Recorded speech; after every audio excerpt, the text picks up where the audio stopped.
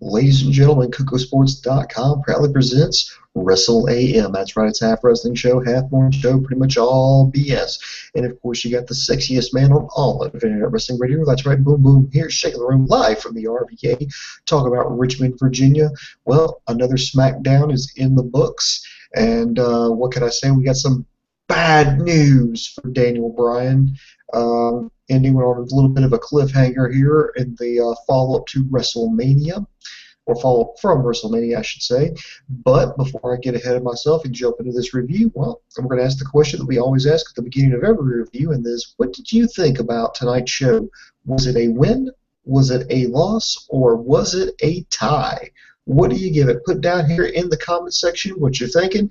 And also be sure to get your questions and comments in, and we're going to have a little bit of fun here. Let's see. This SmackDown came to you live from Fresno, California. Now, to me, this was like the opposite of Raw. And what do I mean? Well, Raw this past Monday night, it started out really strong, had a great first hour, and then just kind of fizzled out towards the end. This was the exact opposite. To me, this show started out kind of weak, and then it built up and got better as the show progressed. So it was like the anti-Raw, if you will. Let's see. First things first. Let's get it out here. Let's start the show here with Seth Rollins. Came out, hey, I love it when a plan comes together. Of course, the commentary team consisted of Tom Phillips, Byron Sexton, and Jerry the King Lawler, replacing obviously JBL, Michael Cole, and Booker T. Unfortunately, were injured, air fingers quotes, on Raw and Brock Lesnar's Rampage. To be honest, I think this is what made the show a little bit better than what it could have been, because I didn't have Michael Cole being a dork and promoting the touting, about social media, JBL ignoring the matches and acting like Foghorn Leghorn, and Booker T, no problem with him, but still, I just think it's a breath of fresh air to have 2/3 of the commentary team just be fresh. I think I like both Saxton and Phillips on NXT, and it's glad to see WWE is giving them a shot now.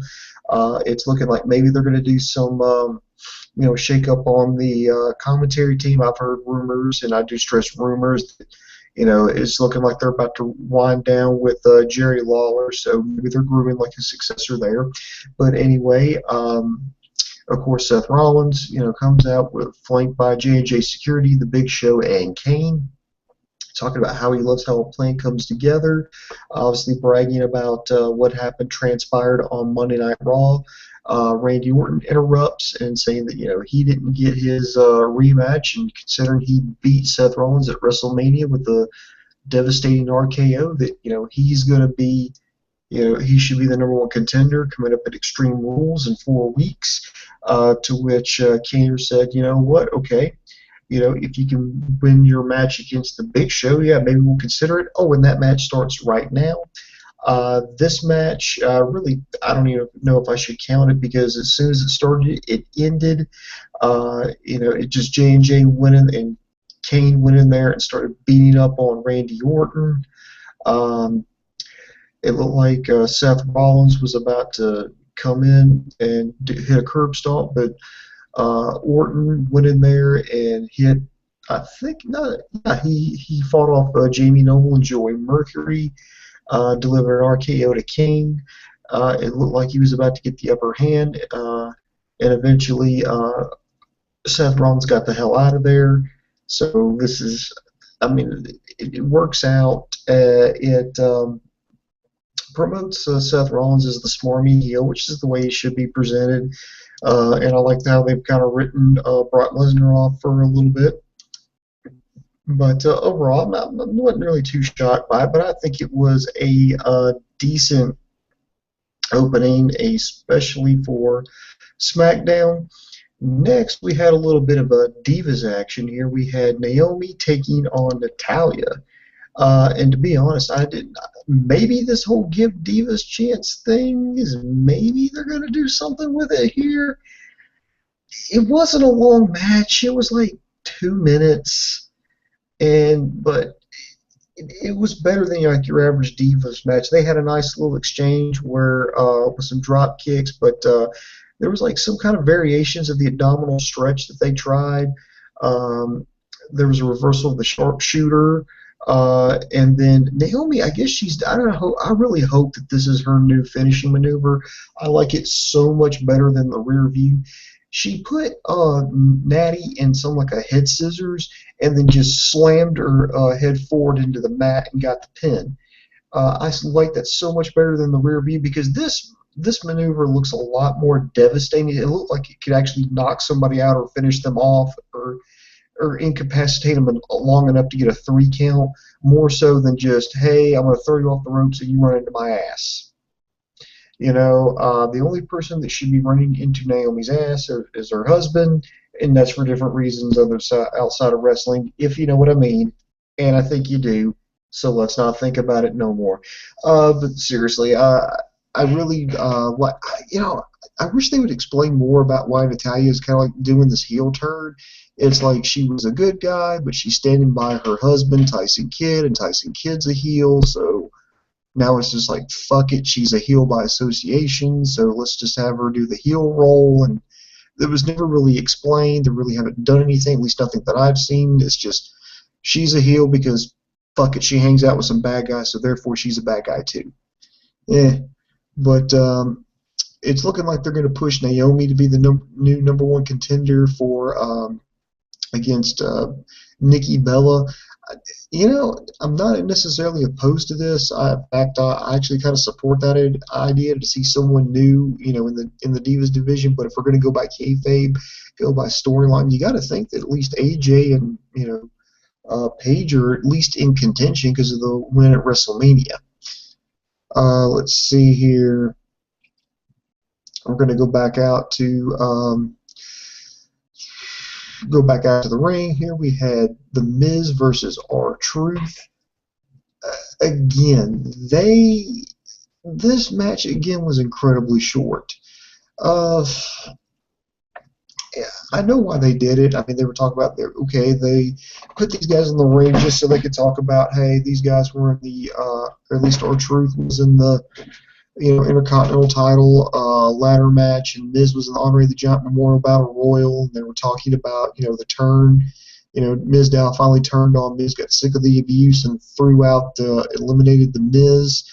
And then they talked about how Miz jumped Mizdow after Raw. Well, apparently this week, Damian Sandow returned the favor after Miz got the win. He went in there and hit Miz with his own finish maneuver, the skull-crushing finale, then put on the Miz's sunglasses and took off. Let's see here. Let's see, backstage you had Kane was upset about getting RKO'd, and Seth Rollins was like, oh, yeah, sorry about that, but hey, at least we, since we teased him, with a title shot, that was great. And to which Kane replied that, oh, no, he's actually seriously considering it because we actually need a title match, which I agree with because the title has not been defended in, 3-4 months. So, yeah, I kind of like to see a pay-per-view where the title actually means a shit. Oh, and speaking of shit, you had Rollins go, man, this stinks. And, well, turns out that Dean Ambrose had used Kane's private restroom. I am not making that up. That is something that actually happened. This has led to a storyline to which Kane said, oh, okay, I'm going to give you a match against Luke Harper. All right, so that's just how we're doing matches now. Use Kane's restroom, and you have to go fight a giant redneck. Yeah. If you're scratching your head going, what the fuck, dude, that's the same reaction that I fucking had. This was just, yeah, this was a little crazy here. So anyway, let's see. John Cena came out, gave the rah-rah, red, white, and blue, USA, USA. Lana and Rusev interrupted it. Looks like they're going to be doing a rematch at Extreme Rules. It's pretty much what you think. Next we had Luke Harper versus Dean Ambrose. And on paper, I like this match. When I heard it was announced, I liked this match. But what happened was absolutely atrocious.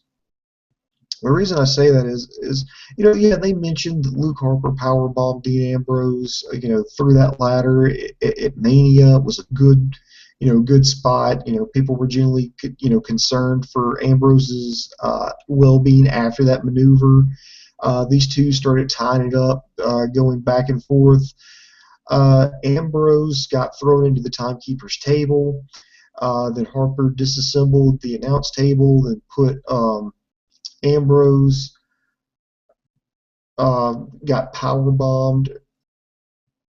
No, he got thrown. Yeah, he got thrown into the ring post, then got power bombed through the announce table. The referee, went ahead and stopped the match, so it was a no contest. Guys, okay, okay, I'm declaring it like another law, another rule. One of my rules is you can't ever have a Divas match end on a schoolgirl roll-up because I'm sick of it. Okay, can we get through a Dean Ambrose feud where he just doesn't get incapacitated and stretchered out? Can we just get like a feud where he feuds and either he wins the feud or he loses the feud? Can we do that? This will be the third feud that he's been in where he goes out there to wrestle and it doesn't end because he gets hurt. It happened against Seth Rollins. Remember when he took the curb stomp on the cinder blocks and he went to go film film a movie. He comes back, winds up getting into the feud with Bray Wyatt, and then we had the exploding television. And now we're in this.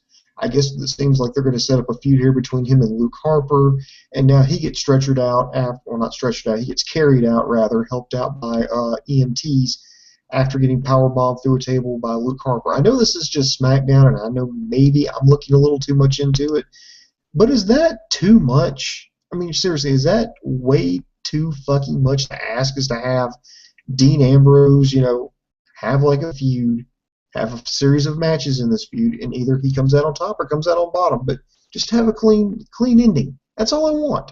Is that too much to ask? Really. All right, real quick, get to some comments here. I want to thank Marcus NY15. He's gave us a favorite and retweeted us, so thank you very much. Rico on Facebook says, Coco used to do this. Is it worth watching? Can you answer if it's worth watching?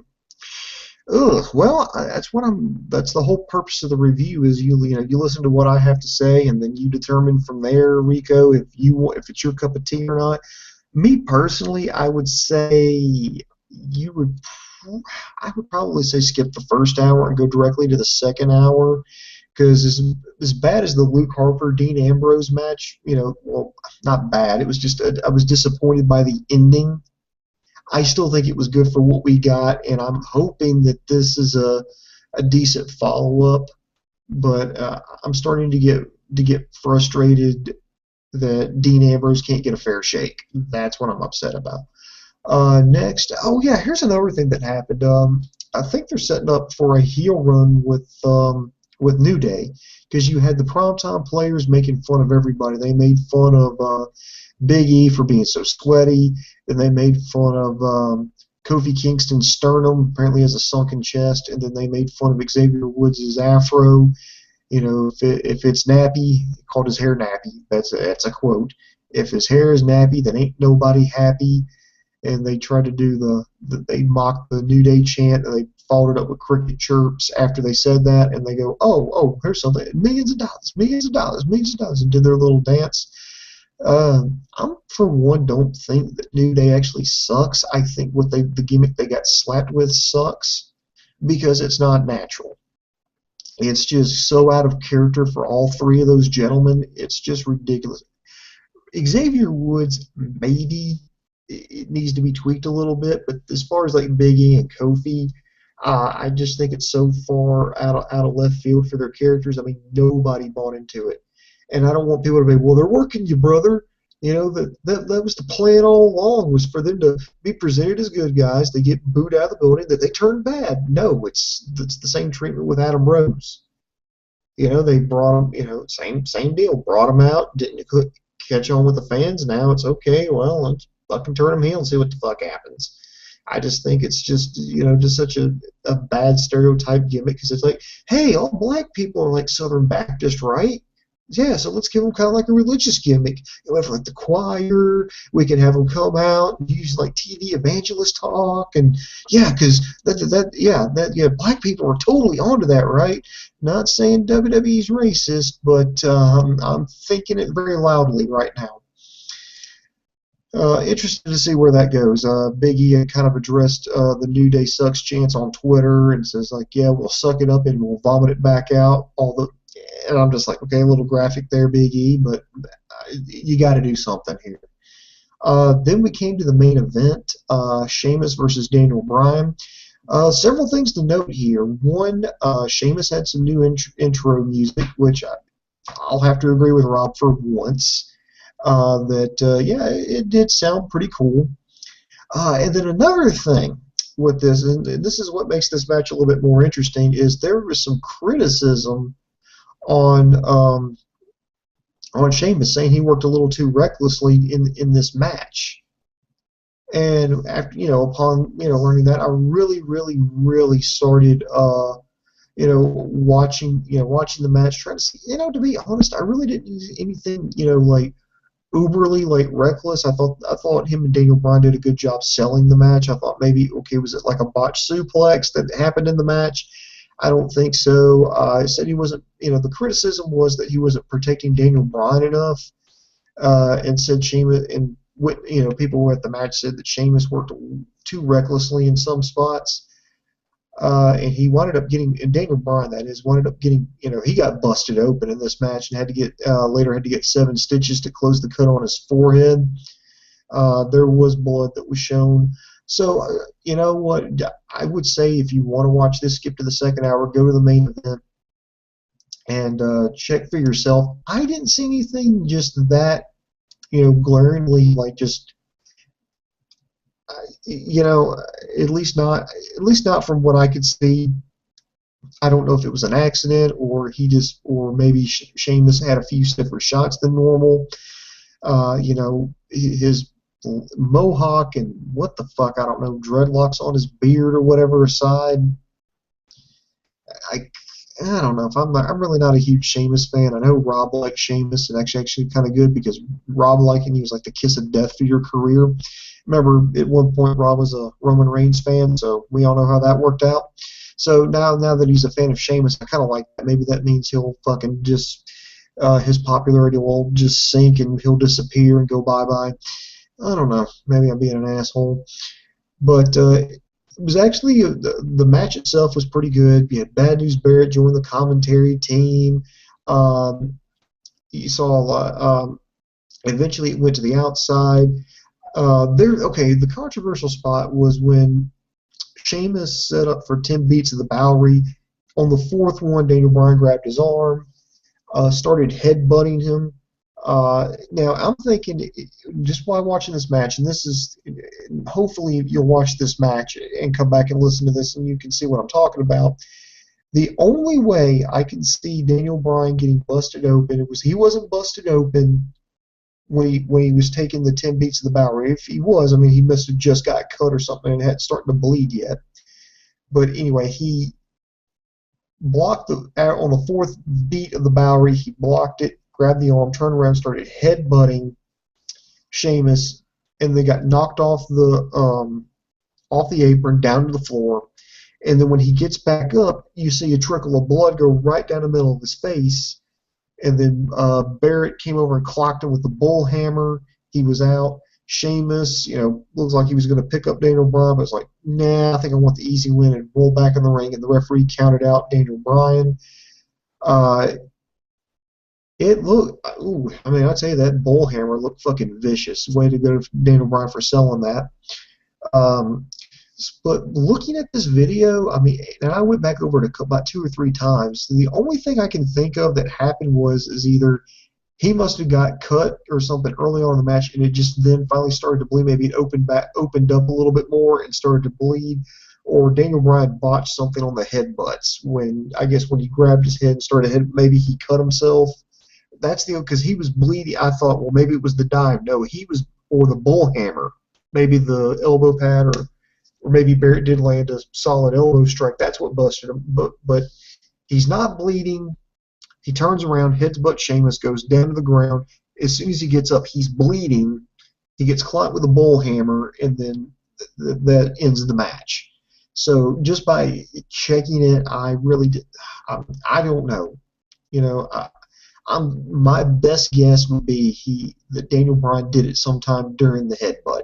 That would be my best guess. Best guess. Yeah, take two. So, if you want to, see if the criticism, I would recommend at least checking out the main event. I think the last two matches are worth checking. The first hour, it's either hit or miss. If you're a big, hardcore WWE fan, if you want to see more from, Seth Rollins or Randy Orton, check out the first hour. The Natalya Naomi match is passable. I wish it went a little bit longer, but I do like the debut of Naomi's new finisher and Miz and RTruth. If you're a Sandow fan and you want to see him kind of get revenge on the Miz, definitely watch the first hour. But if you're pretty much, I would say check out just the second hour alone. Wow, so in other words, Rico, I think I'm just saying it's worth watching if you only watch the second hour. First hour, I guess if you're feeling froggy. Oh, and much love to the Botch Brothers for favoriting the show on Twitter. Thank you. Much love here. If you make sure you get any other kind of questions or comments, we got a lot of stuff going on at Kocosports.com. That's KOCOsports.com. I'm going to try to, hopefully before the weekend gets here, I'm going to do my analysis of WrestleMania 31 and the Raw follow-up. We've already got reviews in. I did NXT, and I failed to mention that CJ Parker asked for his relief. So, bad boom boom. Bad boom boom. Don't forget stuff like that. But I did a review of NXT. Rob and Dave followed that up with a review of Lucha Underground. Both pretty good shows, and both I give wins, and both I would recommend you watch. Apparently now there's like a Wednesday night war. At least that's the perception from our listeners, the Internet Infantry. Because it's like, oh, well, which one's better? Which one's better? Well, it must be NXT because you reviewed NXT first. No, not necessarily. It's just how soon we can get on the how soon we can get online and get the stuff reviewed. So don't look into it too much. If I review NXT versus Lucha Underground or vice versa, it does not mean we think one's better than the other for that particular week. It just, for some reason, I've kind of become like the SmackDown and the NXT specialist, and Rob and Dave have become your Raw and Lucha Underground specialist, and then we sprinkle some Ring of Honor and New Japan in there from time to time. And maybe we'll check out some more of this, more of this independent action. But that's what we got going on here. All right. So I'm not seeing any more questions. In fact, I'll do another one here. I'll do another sweep. So get your questions, comments, and reviews or your ratings, which you're giving stuff in as soon as you can. If not, if I don't get to your question, it's not because I'm ignoring it. It's sometimes the stuff gets thrown into spam, and we'll try to get to it, and we might even have to do a Stump the Idiot to get to everybody's questions, because believe it or not, yes, we actually do read all the comments that come into Kocosports.com, everything. Well, I'm not seeing anything, so we're going to go ahead and wrap up this show. I want to remind everybody to like and subscribe to us. We're on YouTube, Facebook, and Twitter. And, of course, you can always find us at our home at Kocosports.com. That is KOCOsports.com. Is your home for all combat sports. That includes boxing, mixed martial arts, pro wrestling, amateur wrestling, sumo wrestling, taekwondo, kickboxing, judo. You can get your nose broke doing it. We got it covered there on the site. Also, be sure to check out our news and gossip section. Rob here with Kocosports.com is constantly updating that bad boy. I mean, he's on it. We've got more information about the CJ Parker release. We've got links to an interview with CM Punk talking about MMA and the criticism for pro wrestlers getting into mixed martial arts. We got this controversial Twitter tweet, by The Rock, saying, hey, that him and Rousey aren't done in the WWE, so much to the point that UFC had to issue had to shut down the rumors with another tweet. So it's worth checking out. We've got, of course, we've got our video on demand section. So if you want to check out Raw, if you want to check out Total Divas, you want to check out Ring of Honor, you can do it there. And of course, you can always find the archives of this show here with Wrestle AM, Coco's Corner, the Boom Boom Room. You can find everything there at Kocosports.com. It's where the world goes to kick ass. So that's going to do it for me. I want to tell everybody to keep it classy, stay awesome, and just, hey, lock it down, subscribe to us. We're cranking out reviews like crazy. So this is Boom Boom, and for my partner Dave Kokotis, I am over.